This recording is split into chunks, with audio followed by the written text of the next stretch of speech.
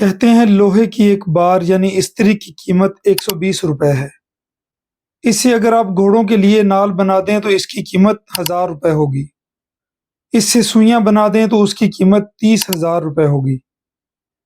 اور اگر اس سے آپ گھڑیوں کے لیے بیلنس سپرنگ بنا دیں تو اس کی قیمت 3 لاکھ روپے ہوگی۔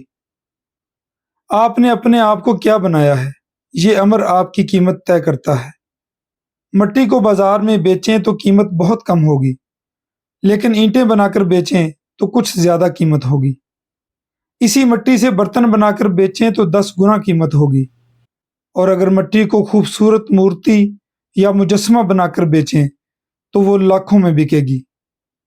آپ خود کو دنیا میں کیا بنا کر پیش کرتے ہیں؟